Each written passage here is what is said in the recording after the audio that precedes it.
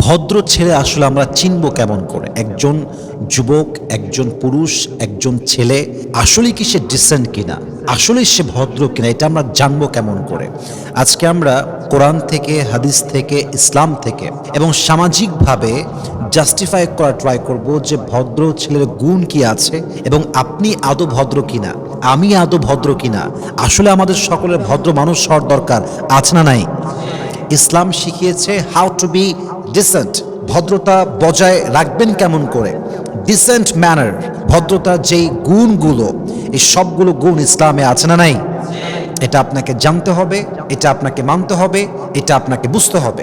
First of all মাথায় রাখবেন, একজন ভদ্র যুবককে জাস্টিফাই করার সর্বপ্রথম মাধ্যম হচ্ছে তার বন্ধু হবে দিনদার, তার বন্ধু হবে নামাজি, তার বন্ধু হবে চরিত্রবান, তার বন্ধু গাঞ্জাখোর হবে না, তার বন্ধু সুদখোর হবে না, তার বন্ধু ঘুষখোর হবে না। মাথায় রাখবেন, আল্লাহ রসুল বলেছেন আর রাজুলু আলা দীনি খালিলি, একজন মানুষ কেমন এটা বুঝতে চাইলে তার বন্ধুকে দেখো। যে যেমন সে তার বন্ধু তেমন খুঁজে নেয়। আপনার ক্যারেক্টার যেমন আপনি তেমন বন্ধুই খুঁজবেন, আপনার চাহিদা যেমন আপনি তেমন বন্ধুই খুঁজবেন।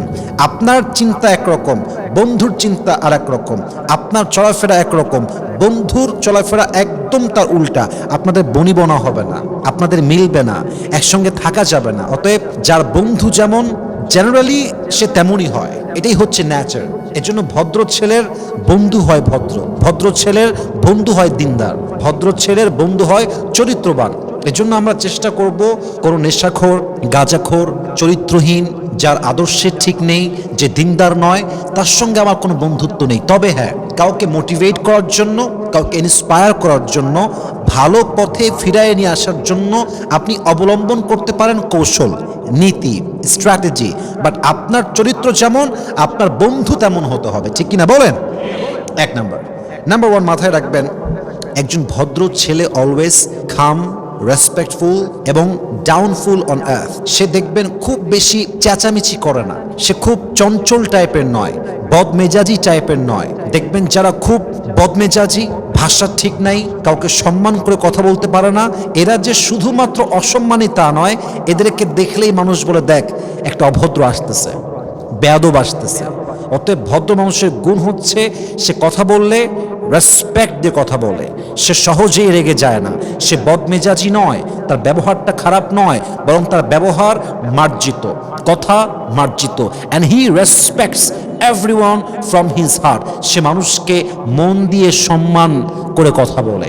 ইভেন আল্লাহ রসুল সাল্লাল্লাহু আলাইহি ওয়াসাল্লাম যখন মায়েদের সঙ্গে সাক্ষাৎ করতেন নম্র ভাষায় কথা বলতেন, যখন মুরব্বীদের সঙ্গে সাক্ষাৎ করতেন নম্র ভাষায় কথা বলতেন, কোনো মেহমান আসলে নম্র ভাষায় ট্রিট করতেন। এটাই প্রমাণ একজন ভদ্র মানুষ অলওয়েজ রেসপেক্ট দিয়ে কথা বলে। আর যে রেসপেক্ট করতে পারে না সে ভদ্র নয়, সে অভদ্র ঘরের সন্তান, ঠিক কিনা বলেন?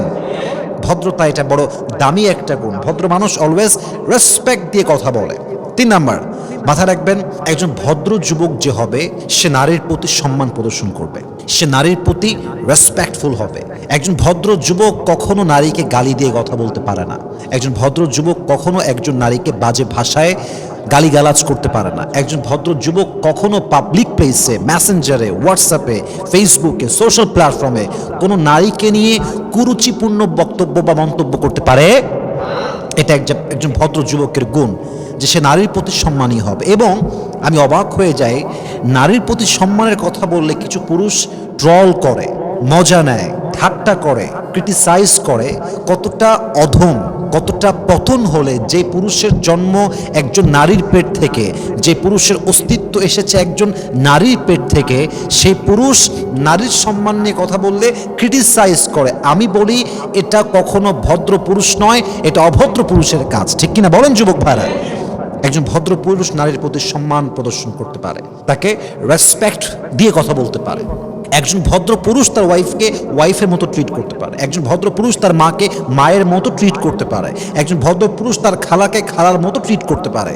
একজন ভদ্র পুরুষ জানে একজন নারীর সম্মান কেমন, একজন ভদ্র পুরুষ জানে একজন নারীর স্ট্যাটাস কতটা হাই, একজন পুরুষ বুঝে ওয়াইফের মূল্য আমার লাইফে কত বেশি, একজন ভদ্র পুরুষ জানে আমার মায়ের রেসপেক্ট কতটা হাই। কথা ঠিক কিনা বলেন আপনারা?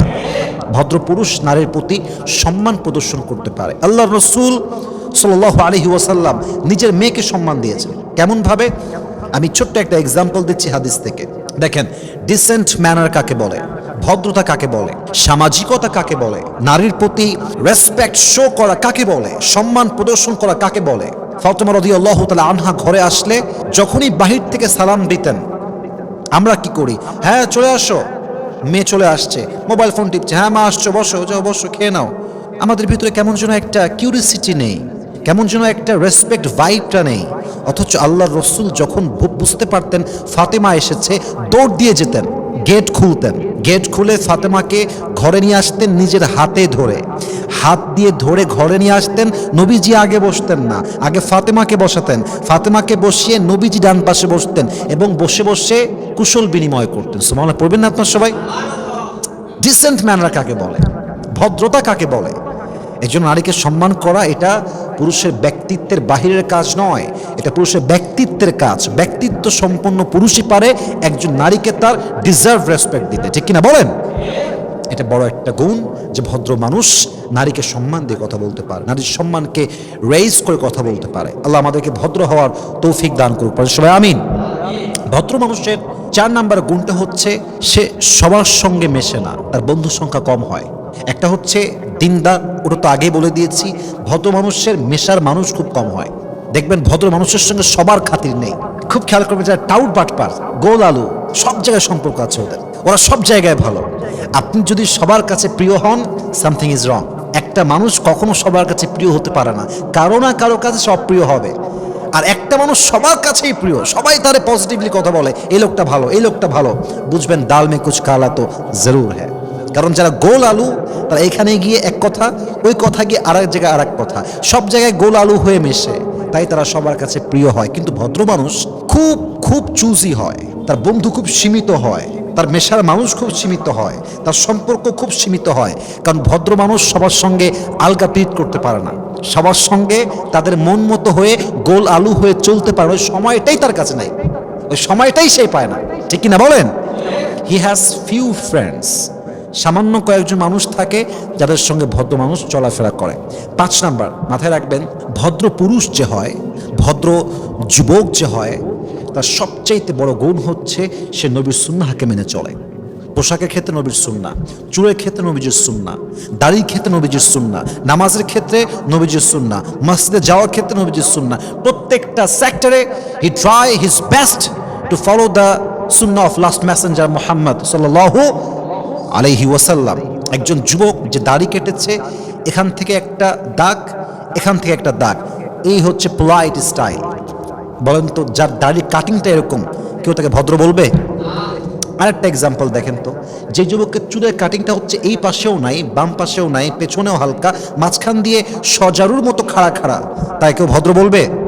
কিন্তু একজন যুবক যার দাড়িটা চাপ দাড়ি, যার চুলের কাটিংটা মার্জিত, 5 ওয়াক্ত নামাজ মসজিদে গিয়ে পড়ে, ড্রেসগুলো টিকটকার ড্রেস নয়, ড্রেসগুলো কেমন যেন রকি ভাইয়ের মতো ড্রেস নয়, ড্রেসগুলো রক স্টারদের মতো নয়, গায়কদের মতো নয়, নায়কদের মতো নয়, ড্রেসগুলো মার্জিত, পাঞ্জাবি পরে, টি শার্ট পরলেও ইসলামিক ভাইবের টি শার্ট পরে, নবীর সুন্নাহকে মানা ট্রাই করে। পোশাকের ক্ষেত্রে প্রত্যেকটা সেক্টরে সে নবীর সুন্নাহকে মানে।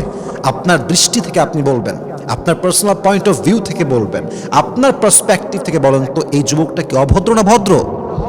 ভদ্র। Definitely he is dissent, because he is trying his best to follow the sunnah of last messenger Muhammad sallallahu alaihi wasallam। আর যে নবীর সুন্নাহ মানে, যে নবীর আদর্শ দিয়ে জীবনকে চালায়, আমার বিশ্বাস, আপনার বিশ্বাস, কখনো সেই যুবকটা অভদ্র হতে পারে না, ঠিক কিনা বলেন? নবীজির সুন্নাহই হচ্ছে আমাদের রোল মডেল, আমাদের আদর্শের জায়গা। সর্বশেষ একটা কথা বলে শেষ করতে চাই, একজন ভদ্র পুরুষ কখনো নেশায় আসক্ত হয় না, একজন ভদ্র পুরুষ কখনো কারোর সঙ্গে তাকে ইউজ করার জন্য মেশে না। একটা পয়েন্টে 2টা বিষয় বললাম, জাস্ট টু অ্যাট্রাক্ট ইউ। আমি আপনাদের সবার দৃষ্টি আকর্ষণ করতে চাই, একজন ভদ্র যুবক কখনো রাস্তায় সবার সামনে দাঁড়িয়ে বিড়ি টানতে পারে না, অসম্ভব, অসম্ভব। ইভেন আপনি অবাক হবেন, একজন ভদ্র যুবক কখনো চায়ের দোকানে বসে মুরব্বীর সামনে পায়ের উপর পা তুলে চা পান করতে পারে না। এটা ভদ্র যুবকের গুণ, ও পারে না, ওই অ্যাটিটিউডটা ওর সঙ্গে যায় না। ইট ডাজন্ট মিন যে সে পারবে না, হি ক্যান ডু ইট, কিন্তু সে করছে না just because of dissent manner. তার ভিতরে একটা ভদ্রতা আছে, সে ডিসেন্ট ম্যানার ফলো করে, সে ভদ্র পরিবারের সন্তান। তো যে ভদ্র পরিবারের সন্তান সে মুরব্বীর সামনে দাঁড়িয়ে দাঁড়িয়ে বিড়ি টানবে আর ধোঁয়া উড়াবে, যে ধোঁয়া গেল কত দূর, এই যুবক আর যাই হোক ভদ্র যুবক কখনোই হতে পারে না, ঠিক কিনা বলেন? একজন নেশাখোর যুবককে কেউ কখনো ভদ্র বলে না। এলাকায় যান, খবর লাগান যে নেশা করে, তার ব্যাপারে কারো মনে কোনো সম্মান নেই। ইভেন আপনি অবাক হবেন, তার বউ তাকে সম্মান করে না। আমি আমার লাইফে দেখেছি নেশাখোর যুবক, তার বউ তার দিক ঘুরেও তাকায় না। বাপমা তো সম্মান করে কি, বাপমা পরিচয় দিতেই লজ্জাবোধ করে, যেটা আমাদের সন্তান। একজন চরিত্রবান, আদর্শবান, ভদ্র যুবক কখনো অ্যাডিক্টেড হতে পারে না, নেশাগ্রস্ত হতে পারে না। এবং সর্বশেষ বললাম, একজন পুরুষ যে ভদ্র, সে কখনো একজন নারীর সঙ্গে তাকে ইউজ করার চিন্তা, I am so sorry to say that, use করার জন্য মিশতে পারে না। একজন ভদ্র পুরুষ কখনো নারীর বিশ্বাস নিয়ে খেলতে পারে না। একজন ভদ্র পুরুষ কখনো নারীর ইজ্জতে দাগ ফেলতে পারে না। একজন ভদ্র পুরুষ কখনো নারীকে অসম্মান করে, নারীর ইজ্জতকে নষ্ট করে, নারীকে জাস্ট ইউজের পাত্র হিসেবে দেখে একজন পুরুষ কখনো ভদ্র পুরুষ বলে নিজেকে দাবি করতে পারে না, ঠিক কিনা বলেন? অতএব মাথায় রাখতে হবে, আপনার বন্ধু হবে দিনদার, আপনি নেশাগ্রস্ত হবেন না। আপনার কথা হবে ভদ্রতার সাথে, আপনার ড্রেস হবে ভদ্রতার সাথে, আপনার চুল হবে ভদ্র কাটিং, আপনার দাড়ি হবে ভদ্র কাটিং। আপনি কখনো কাউকে ধোকা দেওয়ার ইন্টেনশন নিয়ে মিশবেন না, কাউকে আপনি ইউজ করবেন না, সবার সঙ্গে গোল আলুর মতো হয়ে মিশবেন না।